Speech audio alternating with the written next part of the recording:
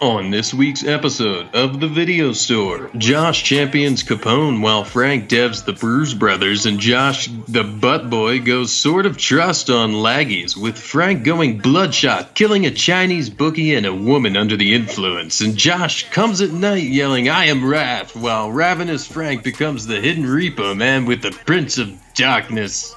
Happy birthday, Tim Curry. Intelligent, but we going stupid. This new shit. Hit strip club, see some hoes that I went to school with. Out in London like Lennox Lewis. Bitch looking like Farrah Fawcett. I'm just trying to make better music. Get this money, share the profits. Welcome to the Video Store podcast, where two guys that used to work at a video store together talk about movies and shows they've seen recently. What's up, Josh? Oh, we've changed the thing. I'm not used to this. Did it last week, and I knew you weren't going to notice it this week. I feel like it wasn't that last week. Definitely was that last week. Go back and listen.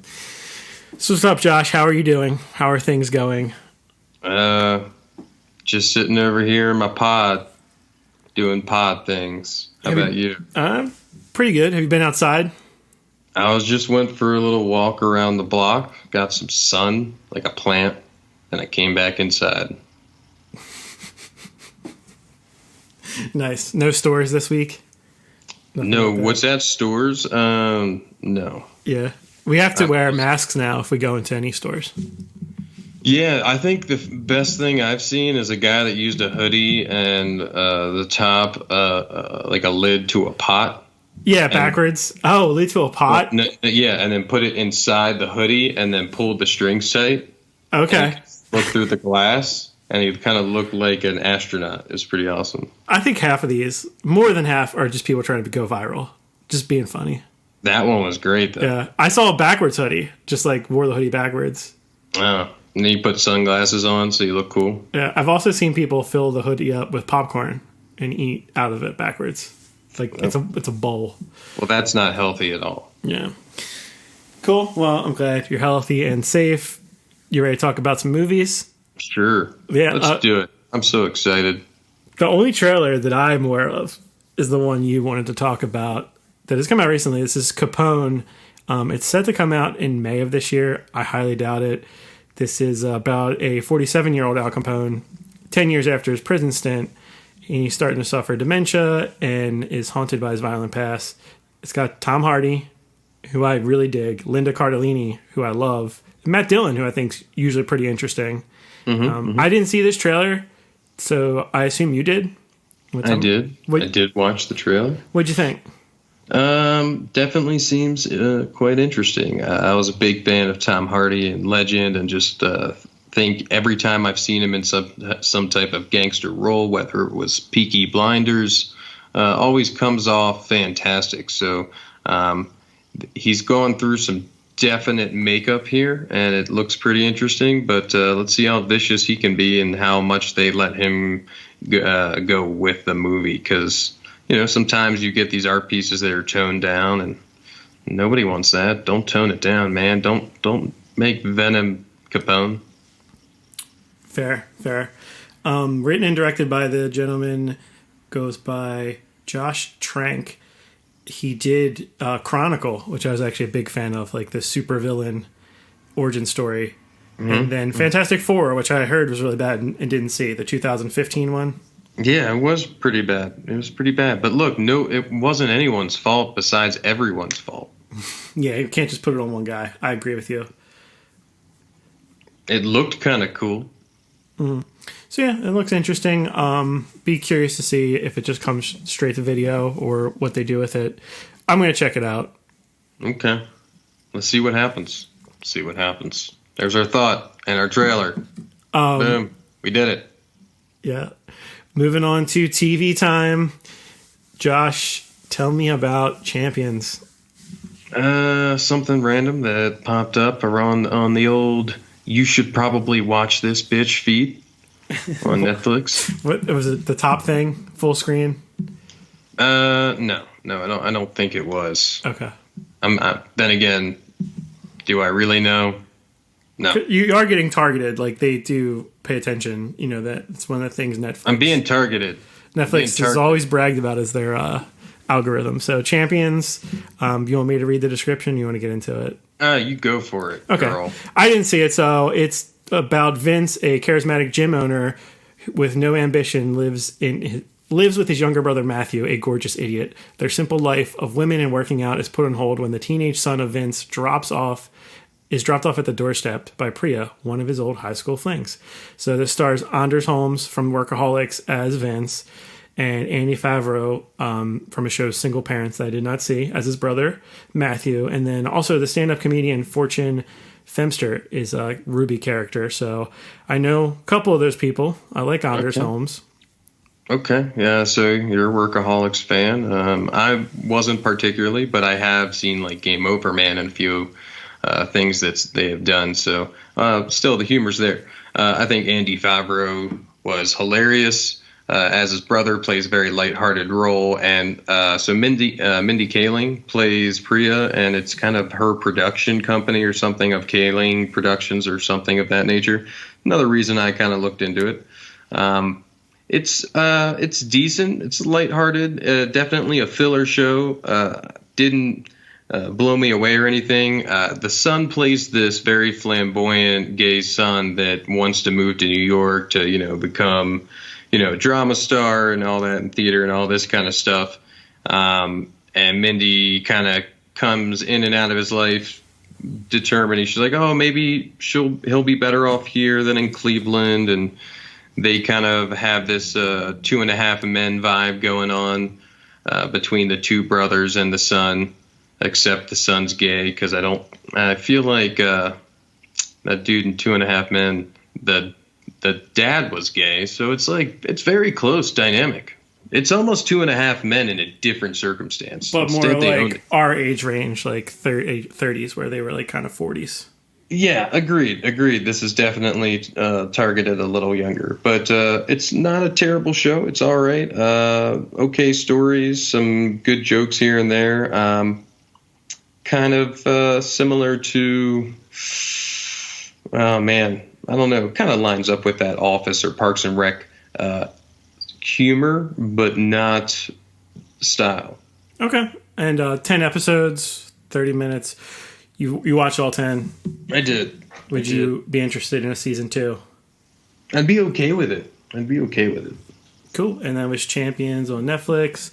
The only TV show I finished this week was Devs, which I've been enjoying. This is a sci-fi mystery series from Alex Garland, who did Annihilation and Ex Machina, 2 of my favorite movies from the past couple of years. So I was really excited for this one. Nick Offerman co-stars. He's the CEO of this tech company that the story is centered around. And Sonoya Mizuno, who she's been in a bunch of movies in smaller parts. The only thing I really recognize her from is she was the Dr. Azumi Fajita, if you remember, in Netflix's Maniac. You know what I'm talking about? She was like one of the head doctors. She was like in love with the one doctor that came on kind of late in the game. Yes. You remember like the main doctor died and they bring in like, okay, yeah. And she was working there and she's like in love with that guy. So that character. Yeah. She plays Lily in this. So she's an employee at the tech company. And she goes through this personal tragedy that opens her eyes to like the dark side of this workplace, and it's very insidious, like slowly gets creepier and creepier, and it's like a paranoid thriller and big picture sci-fi, and there's that mix of like science and spirituality. Like I don't even want to compare it to anything because I don't want to spoil it, but it's all these small specific details that make it really something special, and I really dug it. There's a lot of good twists and turns. Acting is great. I think it's the best thing by far Nick Offerman's ever done. And just highly, highly recommend it. It's on FX and Hulu. It was released like weekly, but now all episodes are done. You can consume the whole thing. There's not going to be another season. It's just like a cool mini series. Okay. So you checked out Brew's Brothers on Netflix. I watched one episode of this and I didn't laugh once. This is about 2 rival brothers that must work together to keep their brewery in business, but shenanigans keep foaming up in their company with chaos. Yeah, it It definitely was a hit and miss show. I'd say the biggest hit for me is Flula Borg as Truffle, the monk, who shows up and is this monk that takes on the Hollywood lifestyle, and he's ridiculous. He smuggles truffles through his anus. Okay. I would say... Didn't get that far. I know. Really? I would say he takes over the show at some points and is my favorite part. So the one brother's interested in like the taco stand girl, and some weird shit goes on there, and then Truffle comes in and sleeps with her, and he's like, oh yes, and he's like, oh, you had to go with the guy first, right? And he's like, no, I did not go with the guy, and he's like, it's a whole thing.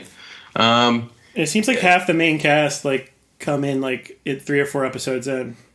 Yeah, it changes. No, there's like the main like 4 or 5 people. Yeah, there's a main 4. Adam and Willem are the characters, the brothers, and then Sarah and Chewy. Yeah, like they work at the brewery too. Yeah, it just wasn't my type of sense of humor.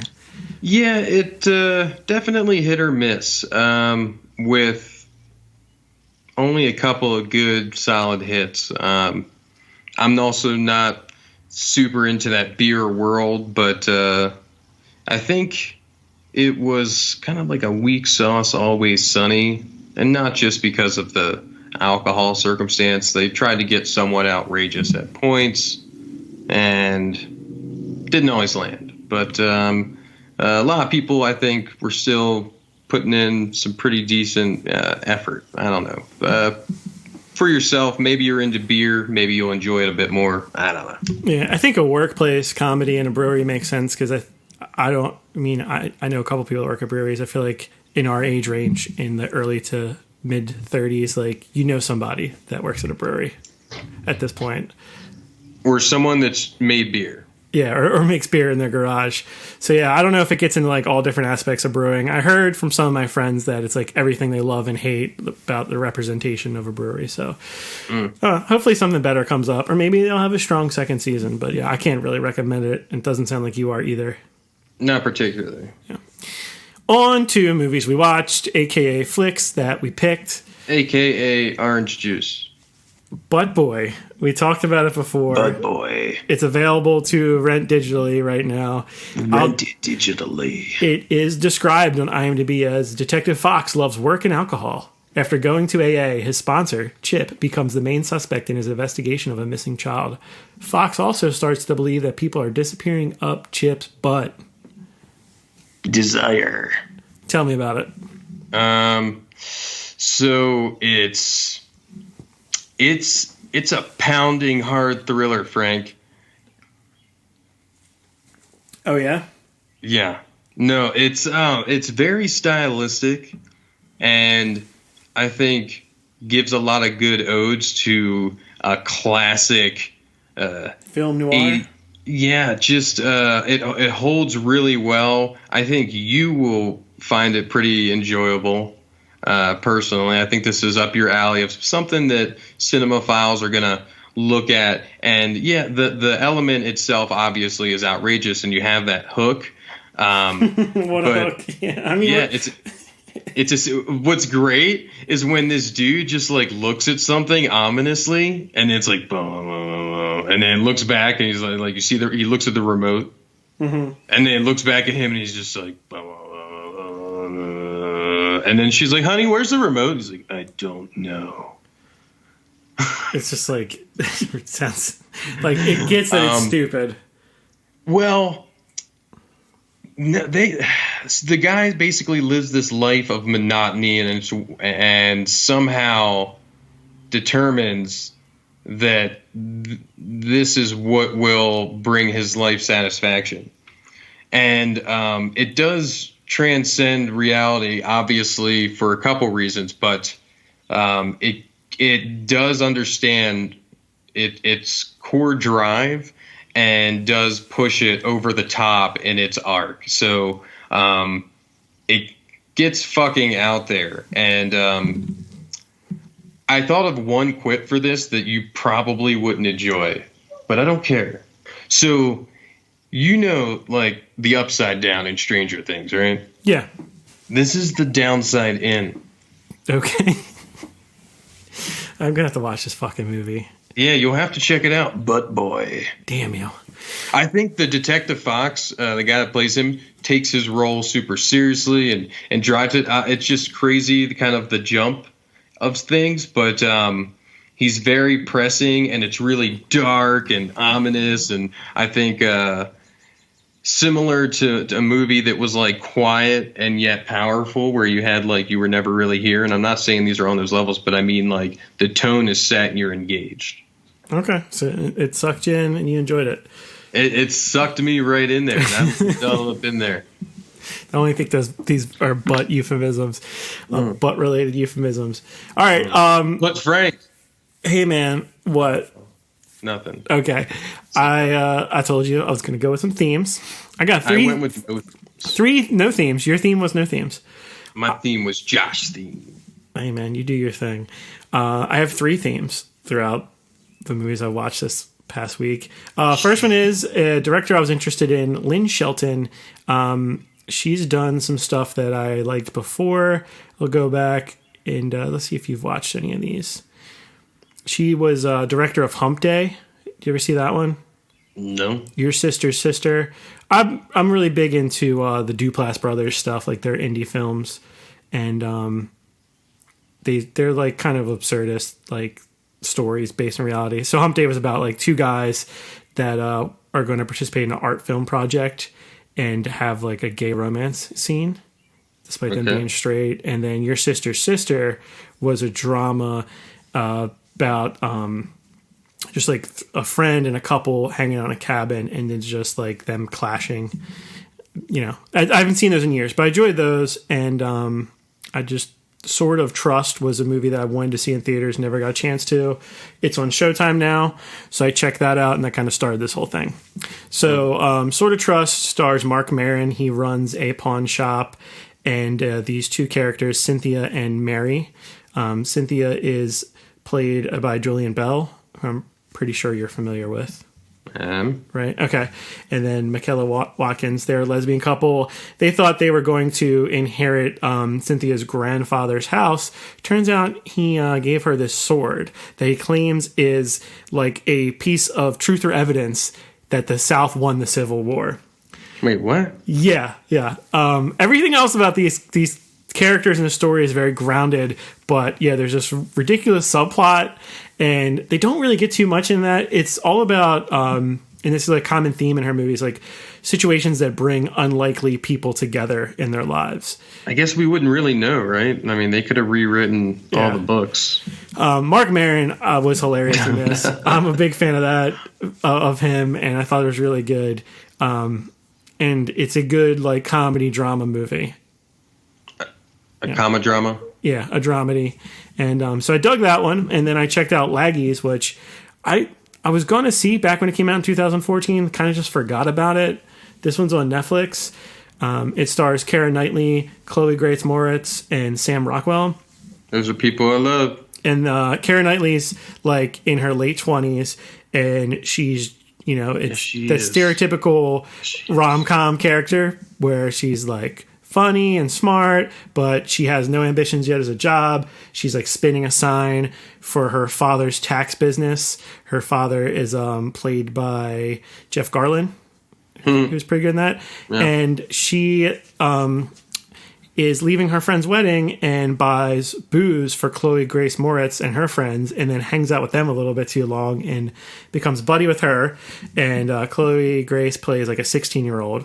And she starts hanging out at her house to avoid the fact that like her boyfriend wants to get married. And she's just like, she's avoiding life. She doesn't want to progress in life. She starts hanging out with the 16-year-old and meets her father, single father, played by Sam Rockwell. And this is like a stereotypical Lynn Shelton movie where it's like a theme that I've seen in a couple of these where it's people from different generations. Like you have a 16-year-old, a 20-something-year-old, and I assume Sam Rockwell's playing like late 30s, early 40s, like that are thrown together because of this weird situation. And it's not always sexual, but it's just like how you don't normally see these people in movies like becoming friends even, or, you know, socializing. So I think that was pretty interesting. And you get a really reserved Sam Rockwell in this, but you know he's still great. I'm a big fan of Keira Knightley. I'm a big fan of all three of these actors, and I really dug it, man. It was like a nice. I watched it like Saturday morning or something, like just a nice comedy, little drama. That I thought a little bit of emotion. Well, yeah, not too deep, just like a fun watch, really well acted, really well directed.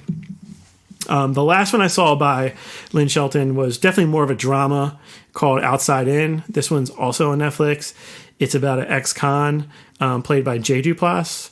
If it's a face you're definitely familiar with. He's been in a lot of TV shows, and you mentioned Mindy Kaling. He's done some stuff with her. And he's an ex-con. He's trying to readjust to life in his small town, and he's formed a bond with his former high school teacher, played by Edie Falco, who took his case into a passion project and helped get him released early. And she's unhappily married, and she has a teenage daughter played by Caitlin Dever, who was one of the girls in Booksmart. Did you ever check that out? Okay. Yeah, not Jonah Hill's sister, the other one. I got you. Played Amy. So, yeah, so then you have, again, like a 40 to 50-year-old, like a 30-year-old Jay Duplass, and then like a teenager. And they're in this like weird friendship triangle, kind of love triangle thing going on. Ben Schwartz plays Jay Duplass's brother, and, he serves as like a character to help bring up like what exactly happened in this case, why this guy went to jail for so long. So, it doesn't get too depressing, and that's why I avoided this movie for some time, because I really like the cast.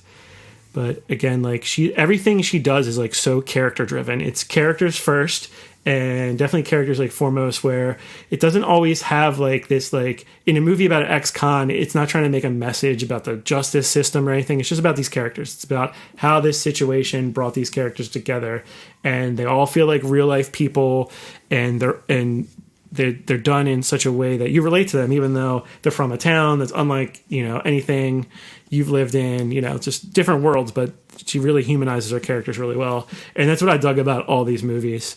So all three are recommendations from me. Laggies and Outside In being on Netflix, and Sort of Trust being on Showtime. Well, there you go. You did it. You stuck to a theme. I got two more. Oh, he's got two more. Okay. Tell me about Bloodshot. You can now buy this movie for $20 right now. It's one of those movies that got preemptively taken out of theaters when the theaters got shut down. Tell me all about it, dude. So Vin Diesel, he's upset about his family. I will say this for this movie. Visually has a really good look. And something that I've been wondering is, like, Guy Pearce, man, like, you remember Memento, and this dude used to put in solid performances, and it seems like he's fallen to the wayside, or falls for like these lesser renowned films. What happened? I don't know. I guess you just fall out of favor, man. Like, there's only so many roles, and if like a hot young thing comes up that can do these drama roles, like, it just pushes them aside. He's in stuff. There's just so many things, dude. Like, there's, as you talk about the movie, I'll bring up some stuff, and I'm sure he's been in like 5 or 6 things in the past 3 years. Do you want me to read the description of this? Or you just want to go on? Yeah, go for it. Okay, Bloodshot's about Ray Garrison. He was an elite soldier who was killed in battle. He's brought back to life by an advanced technology that gives him the ability of superhuman strength and fast healing. With his new abilities, he goes after the man who killed his wife, or at least who he believed killed his wife. And this is in the trailer, so we're not spoiling anything more than they did. The true question is, can he trust himself? Vin Diesel stars as Ray Garrison / Bloodshot. This is based off an independent comic book from, I believe, like the mid to late 90s. Okay, so yeah, I think visually it's done very well. There's a lot of action and good style, and just great visual science fiction. I'm not familiar with the comic book character in any format, and I don't think they probably do too much with his storyline, because it seems kind of linear in its progression and short-lived in a sense. But it's not this huge arc of a character as much as it is Just an action movie, like a revenge. Yeah, like it seemed like everything in the trailer, which is like a brief trailer, sets up everything you need to know. That's fair enough, and I will say that throw some popcorn in and watch a Vin Diesel flick. I mean, if you like Fast and Furious like Frank does, this could be okay. I mean, Vin Diesel is an odd action hero. What I love about him is that he brings some levity to these crazy roles like Pitch Black, and there was Babylon AD, where he was in all these futuristic worlds doing his thing, and it's okay that he's there. It just makes sense. Dude, let me tell you, I saw Babylon AD on mute at a bar like last summer, and I was like, what the fuck is going on? But I feel like Vin Diesel always brings a lot of effort in his roles. Like I've never seen him phone it in. Maybe I missed those movies. Yeah, I don't know. I'm not going to fight it, but I won't fight you. I'm going to let that ride. Vin Diesel, you get a pass. But back to the movie, like you digging it, or? Yeah, it was all right. It's not bad. It's all right. It's an action flick that the storyline was enough to keep me involved. They have some questions that they answer with a couple twists, and it rides out. Guy Pearce is fun, but you can tell from the get-go. You're like, Guy Pearce, you're up to some sneaky shit, man. I don't like the look in your eye. He was playing overly evil. There's no surprise in that. Okay. There's no surprise in his evilness. In a lot of those movies, if there's no bad guy up front, you're like, all right, this guy's going to turn. Like, they're not even doing like any kind of like bait and switch. Well, they do some bait and switch. There's some switching and baiting. All right, but don't spoil it. Don't spoil it. They switch that bait. I'm gonna wait until it's rentable for like $5 though. I don't know. That is okay. I don't want to pay $20. I don't think I need to own it. That's all right. I believe that you would be okay to do that. Okay. Theme number 2, John Cassavetes films. And yeah, I watched 2 of them, but they're like, one was 2 hours and 15 minutes. One was like almost 3 hours. So, I can only devote so much time. The first one being The Killing of a Chinese Bookie. It's on HBO right now. It's a crime drama from 1976. A proud strip club owner played by Ben Gazzara. If you remember Big Lebowski, he's Jackie Treehorn. This is like 20 some years before that. He is like a strip club owner who, started from the ground up. He enters this card game at an underground club, and he just has a really bad night, and he owes the mob some money, who offer him an alternative to paying them. I think it's like 20 some grand, and that is to kill a Chinese bookie. It's very cool story. Damn. It's so Amelia, this is the first John Cassavetes film that I've seen. Question. Yeah. Frank, would you do it? No. You would pay it was 20 grand. That's what he owed. It was like 25 grand or something. And he said, "Hey, did he hand him a gun?" They gave him an option for 2 guns, and they set it up really well. They're like, you did some service time. He's like, yeah, I killed some guys in the Korean War. So let's say you killed some guys in the war. In the I wouldn't do it. War, no, Frank. I would you not. Would still not do it. I would not do it. No, would you? What if the bookie was like, they had evidence that he was also running like a pimp house and abusing women and shit, sex trafficking? He was like a bad dude. I don't know. Just don't gamble with money you don't have. That was rule number 1. That's a good point. Yeah. But I like the style of this movie. The lighting is like, it's a lot of the red light. You're in the strip club in an underground poker game. And he uses close-ups. Like, he's very up close, where you don't always see, like, for example, what characters' hands are doing or what's going on. So you kind of have to piece it together. So he's definitely got his own style.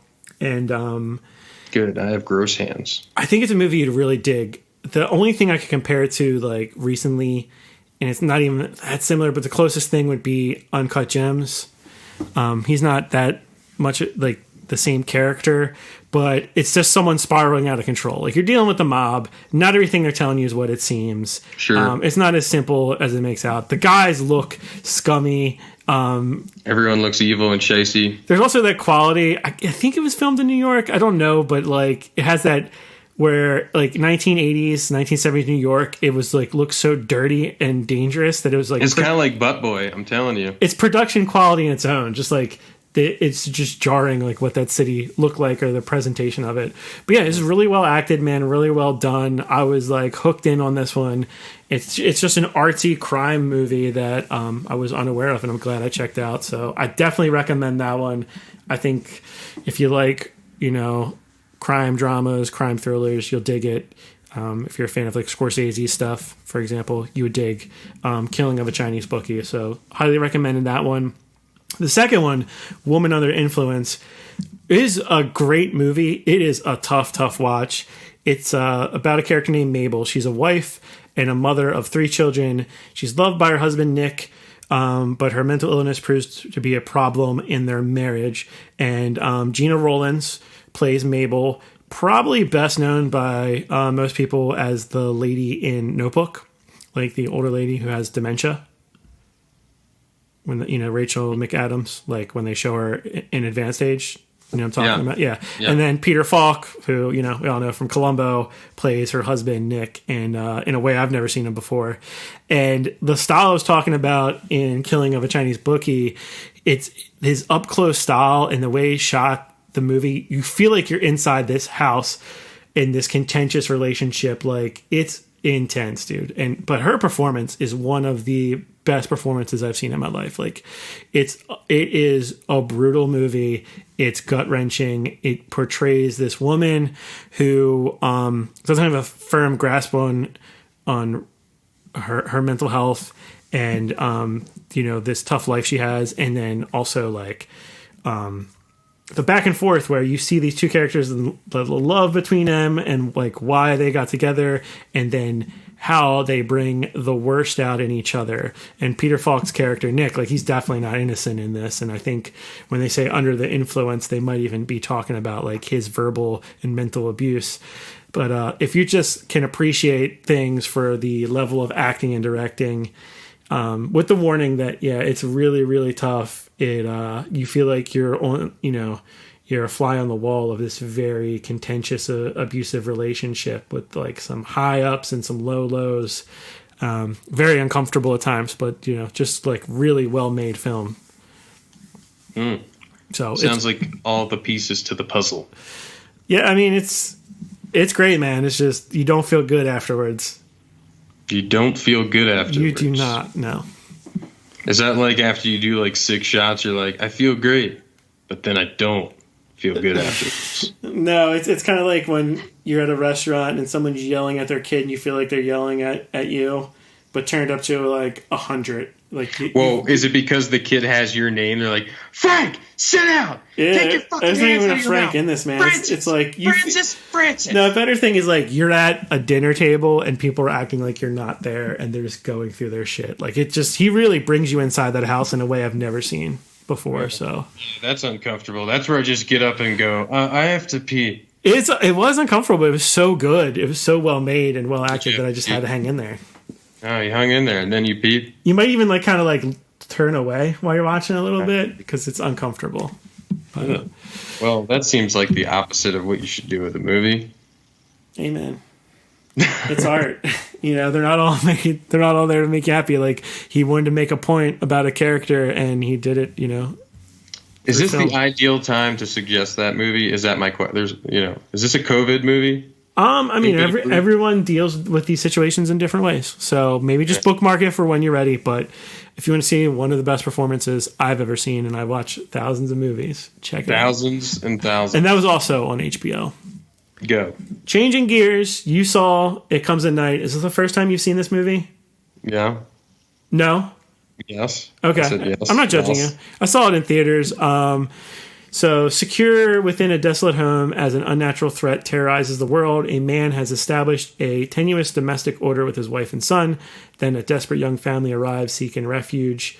So, this is one of those movies where you don't really know what the threat is, right? For the majority of the movie. And it's just about how these people are dealing with this unknown threat. Well, you said it there. It's a multitude of that, and then you kind of see these lucid nightmares that the son is having with his own representation of what this evil is. I mean, in the end all be all, there was a sickness. Be careful. Like, I feel like it was like there was always a presence. Like, it wasn't all for naught. Like, and I think that's maybe the balance line that they try and throw at you. It kind of similar to one of those Cloverfield lanes or environments built out based on the person, conditioning the environment. And it's a balance of trust and lies, and it's definitely a very interesting dynamic. I think Joel Edgerton, always a favorite, does an amazing job. I think the family as a whole and everyone involved, even with a very small cast, builds extreme tension. You could kind of go along for that ride, and all in all, has a hell of a fucking arc to this story. I really dug it, man. A lot of people get mad when like they feel like a movie was like holding their hand and then Mr. XM. Like a lot of people dislike this movie. Always need, I guess maybe some people need like a boogeyman. Yeah. It's a different kind of horror than you think, but I thought that's what made it interesting. I really dug it. I thought it was really good. Yeah, no, definitely grabs you, and although a little solemn and quiet, I think everything had tone and really brought you into this environment. So you kind of could feel similar to how you were discussing the other one. It's just you could feel like you were in the house. Yeah, definitely. And just like how people deal with fear and like the pros and cons of that and the strains it puts on the family dynamic. I thought it was really good, really well acted. I think the first time I really Joel Edgerton stuck out to me. I told you, bitch, really a while ago. He's always been good. Yeah. I mean, I saw this when it came out. Like, was it 15? No, it was 2017. And I remember thinking the kid's performance was really good too. Is it Kelvin Harrison? Yeah, I've never seen him in anything since that I know of. But man, I dig this movie. That's on Netflix, right? It was, yeah. I was surprised I missed this one. I mean, I think sometimes these titles kind of get glossed over by me with horror. When you see horror movie, it comes at night. Night, they kill it. You know what I mean? Sometimes you don't stop to look, and maybe that's what happened. But on to actual trashy movies. Yeah. Is this a theme? No, it's not a theme. This is the themeless one. It's an overarching theme of this year. My girlfriend and I like to watch really bad Travolta and Nick Cage movies. It's funny because I like to read reviews after I watch especially bad movies, and people were calling this one John Wick because the first thing we noticed, we watched this on Netflix Party, by the way, which in Netflix Party is like a free Google Chrome extension where it adds a little chat bar, and you guys, like, if you and I watch something, one of us would be in control of it. You both need Netflix accounts, but you're watching it in unison at the same time. You're watching the same stream of something. With a chat, right. I've had this idea for years that television should be this way, where locally or regionally you could talk with people while watching the same show and discuss. But, here it is. Yeah, it's a lot of fun. It's a cool thing to do while in quarantine. I definitely recommend it. It doesn't cost any money. Yeah, and hopefully, you have Netflix. So this movie is called I Am Wrath. That phrase comes up a couple times in the movie. It is said by John Travolta. It is a tattoo. And I am wrath. And it comes up some other time. This is over-the-top Travolta trash, co-starring Christopher Meloni from Law & Order. And he definitely, embraces what's going on in this movie. Yeah, he's in Happy, dude. Yeah, he's in Happy. Happy watch? Of all these Travolta movies I've watched, rarely has there been someone like Meloni that just is on the same page, and they're having so much fun making this trash. It's a revenge story. Travolta's seeking vigilante justice after his wife is murdered by a gang, and there's some political stuff in it, but you don't care. You're just there for the ridiculous lines, the ridiculous wig. The first thing we said on Netflix Party was what's up with his hair? It's so distracting. I am wig. Yeah, it's a movie you laugh at, not with, and is very cynically enjoyable and a good Netflix party experience. That's if you're going to do Netflix party, I would do either things you've already seen at first or just stuff you're going to trash. Yeah, that does sound more fun. It's like you can have your own Mystery Science Theater. Exactly. With your friends. Yeah. Who doesn't like to make... And that's probably why these movies exist. Or unless they're like tax write-off. I don't know why else they would be made. I think some guy's probably trying to funnel drug money through his movie production business, and they spend it on shit like this to get... that's my best bet. That will be the Netflix documentary of the future. Yeah. Fucking John Travolta King. He had tigers. Okay, so have you seen this movie called Ravenous? No. No. Okay, something that Frank hasn't seen. Yeah, all right. Couple years old, right? Yeah. On Netflix. I think everything but Bloodshot was on Netflix for you. Yeah, well, shut up. How about that? It's okay. It's okay. Don't tell me where to watch things. Just pointing something out, buddy. Netflix, you're welcome. This one is about an isolated rural community of Quebec, Canada. Quebec, as they say in Letterkenny. Some inhabitants attack other people hungry for human flesh. A few survivors gather and go deep in the forest to escape them. Sounds fun. Yeah, so just FYI is subtitled. So just giving anyone that has those issues a preface for that. I think in the trailer for it was kind of what grabbed me a bit by some of what seemed very eerie and well shot scenes. So I was like, all right, fuck it. Let's check it out. It's more than your average zombie movie, and there's some other things happening with these zombies that are not so regular world of typical zombie movies, let's say. There's a more ominous thing that's like happening while these people are trying to make their way through, coming across, a little kid, some other, a few people band together in some odd groups. It's an interesting take at this small town where people assume that there's no help coming because anyone's going to help the cities first. These are people that live in a small town, so they don't have those same types of resources. And I think there's some pretty powerful performances and dynamics, and you kind of see the true heart of some people, while this very odd thing that I don't want to particularly talk about because it's all very fucking ominous and shit, right? Yeah.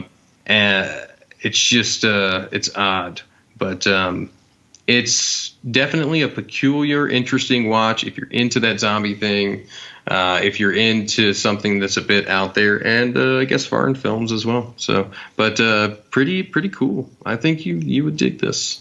Yeah, I wasn't interested, but you got me interested in it, and it kind of fits with like apocalyptic type theme. If people are into that right now. Yeah, there you go. Boom, I did it. I themed it up. Boom. I'm a themer. My final theme for this episode is 80s sci-fi. Very vague theme, I guess, but I was just in the mood for it. I like to look back at, especially 1980s, which is just covered in cocaine, their idea of what the future is going to look like, especially the dystopian future. And I did 3 films that kind of fit this. Repo Man, The Hidden, and Prince of Darkness.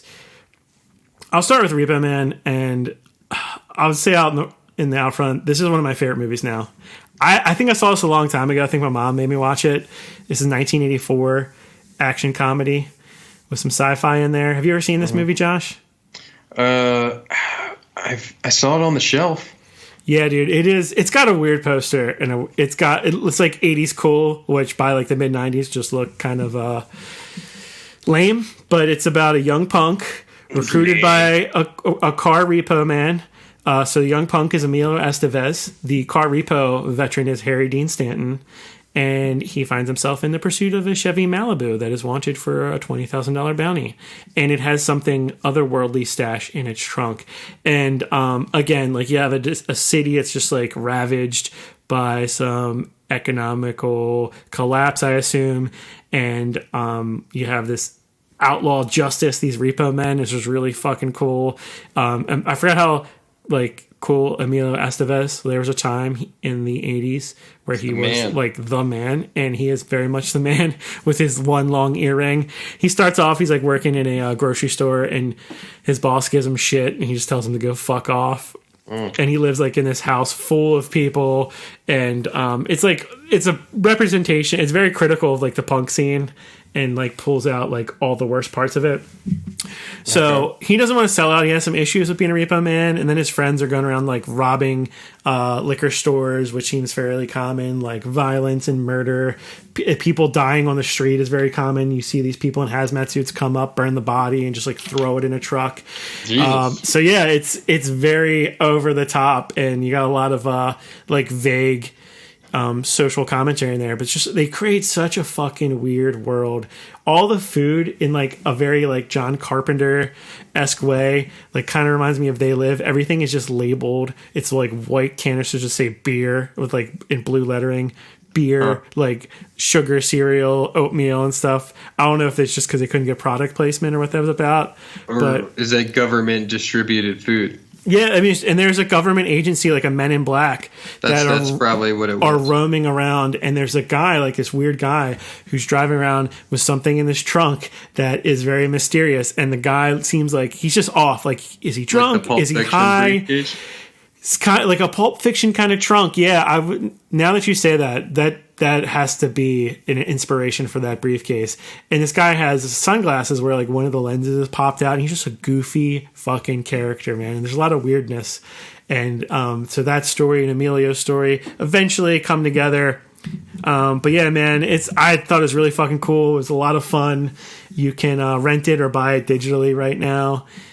It's just a very unique movie that I dug. It's like all the cool stuff I like about post-apocalyptic movies and like comments on society, but really fun and like 80s version of cool. Quack. So quack, like I said, quack, quack, quack, quack. Yeah, I'm not a Mighty Ducks fan, but like this was one of my favorite movies immediately. I dug it. And it's got some weird effects to it for sure, especially what they do with a car at the end of the movie. If I could get you to watch anything, dude, I'd love you to watch this and then like talk about it next week. We'll do a trade to. Yeah. Another one I really dug is this 1987 movie called The Hidden, where law-abiding people suddenly become violent criminals. A cop and FBI agent race for answers in this sci-fi thriller. It stars my boy Kyle MacLachlan from Twin Peaks a couple years, 2 years before Twin Peaks started, and this actor Michael Nouri, who like has all the chops of an action star, and apparently was originally going to be like the lead in Lethal Weapon over Mel Gibson, but missed that. He's in a lot of shit. What dude. happened? You've definitely seen him, but apparently he's such an asshole that he kind of like just shit canned his own career. Damn, you could have been the next Mel Gibson, dude. Yeah, but the interesting thing is like watching this after Twin Peaks, Kyle MacLachlan has like his secret to his character in this, and it's out in the open, but you think he's just kind of being weird like he is in Twin Peaks. And the action in this is insane. So there's like, I don't want to give away what it is, but yeah, like these people are just acting crazy. They have a desire for fast cars, to steal things, or just robbing stores.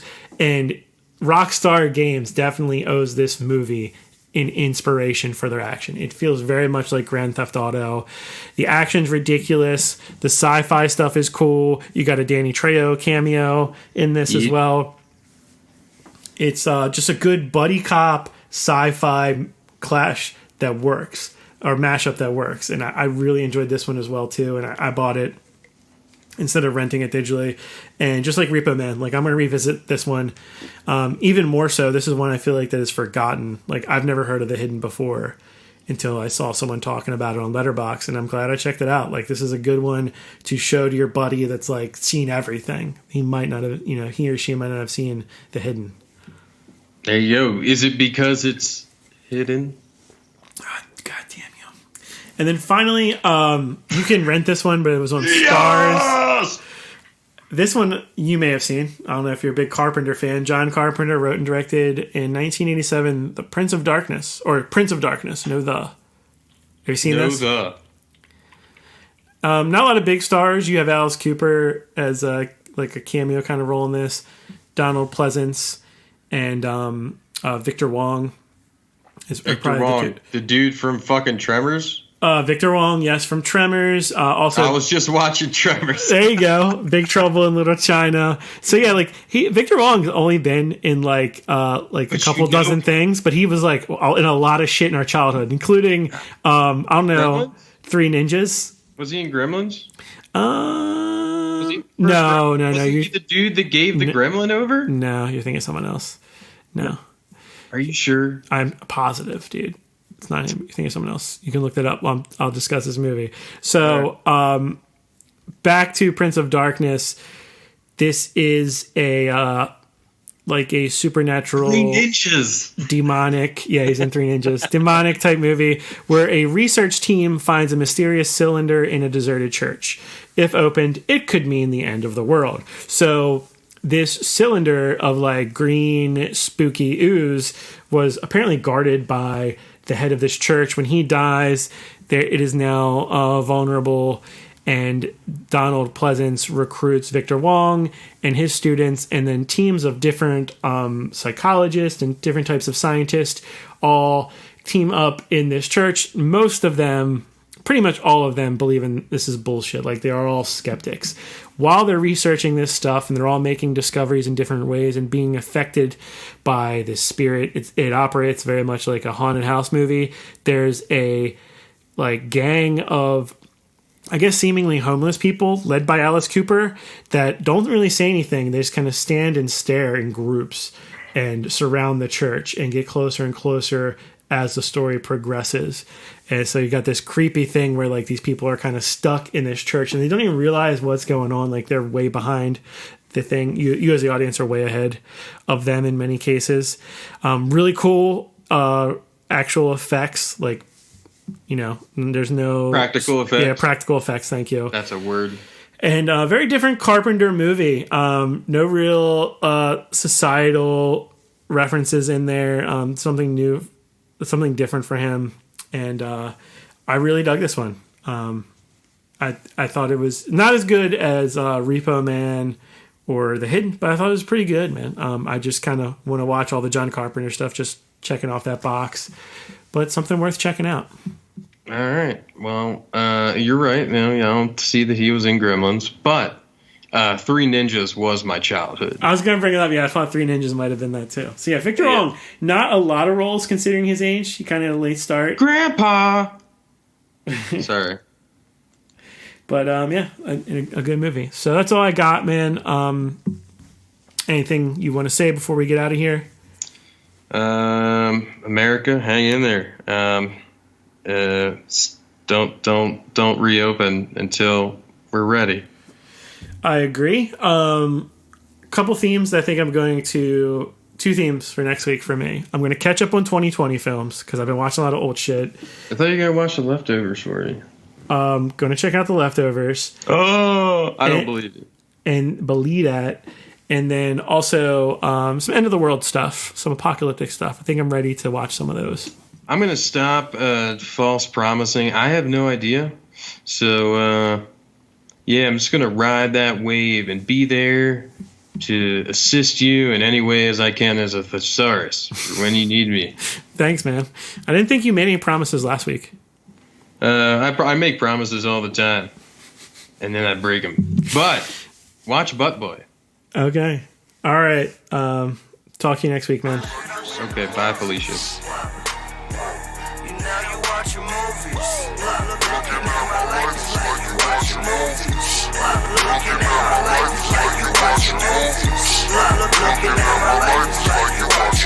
People worship these idols till they come in contact with God. Hoses on my disciples, you get mind fucked with these broads. Life is just a recital, better remember all that you practice. When I die, throw a couple bad bitches in my casket. Whoa, fuck a day job, got your bitch in just a tank top, getting paid.